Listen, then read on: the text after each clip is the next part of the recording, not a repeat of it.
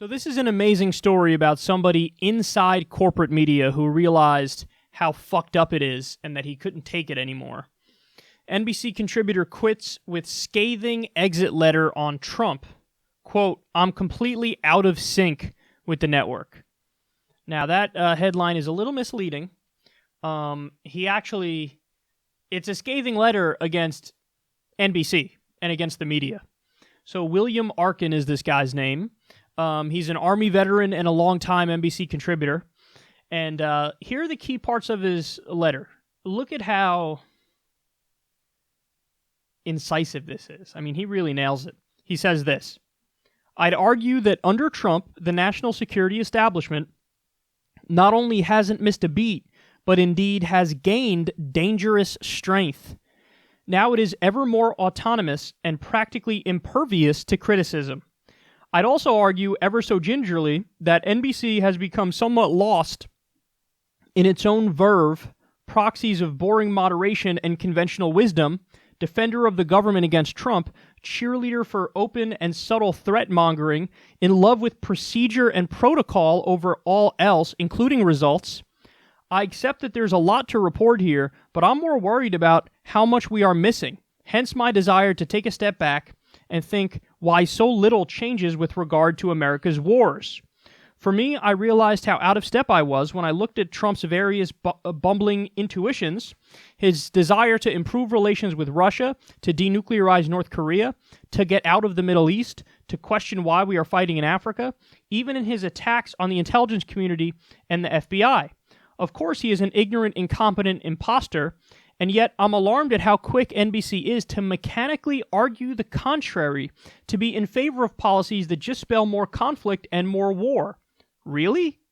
We shouldn't get out of Syria? We shouldn't go for the bold move of denuclearizing the Korean Peninsula? Even on Russia, though we should be concerned about the brittleness of our democracy, that it is so vulnerable to manipulation, do we really yearn for the Cold War? And don't even get me started with the FBI. What? We now lionize this historically destructive institution? Wow. Now, this goes on. I urge you guys to read the entire letter. I'll leave the link in the video description box below. But he nailed it. And basically what he's saying is he's sickened by what mainstream media has become. Now, my only disagreement with him is I was sickened by what they were and what they've become. I think they were always pretty shitty. But yeah, in the age of Trump, there is, especially on NBC in particular, there is a reflexive anti-Trumpism, but they save most of their outrage for when Trump happens to stumble across doing something that might actually be good. So, for example, the announcement of the drawdown of troops in Afghanistan, the announcement of leaving Syria. Like, those are the good things, and those are the things they get most outraged over. The idea that you let President Moon in South Korea make peace with Kim Jong-un in North Korea, and we kind of take a hands-off approach. Or, we had a meeting where Trump shook Kim Jong-un's hand, and this is viewed now in establishment circles as terrible and evil and wrong, when, of course, it's not. It's a wonderful thing. We should all want peace in that region, and we should all want to de-escalate. The fact that, yes, with Russiagate, even though there are legitimate concerns about Trump's business ties around the world, including in Russia and including with oligarchs, I think those are legitimate concerns.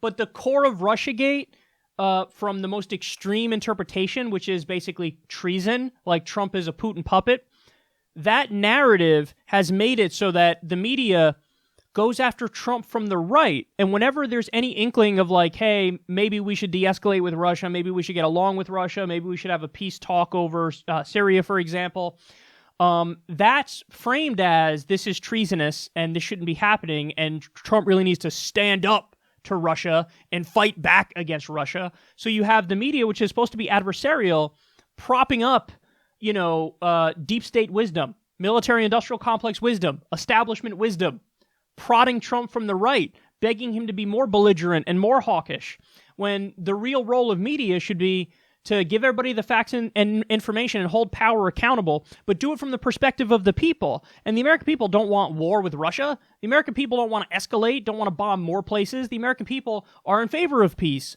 So a reflexive anti-Trumpism and focusing mostly on the few areas where his instincts are correct, it's made it so that the media has become a parody of itself. And that's where we are now. And he's not kidding. I mean, the lionization of the FBI as if it's some sort of objective institution. It's like, it's not even close. Not even close. It's historically a terrible institution. The idea that the CIA, that we should be cheering the CIA, are you fucking kidding me? I mean, that's like a criminal terrorist organization. And we should be fucking cheering them on? It's unbelievable what the media has become.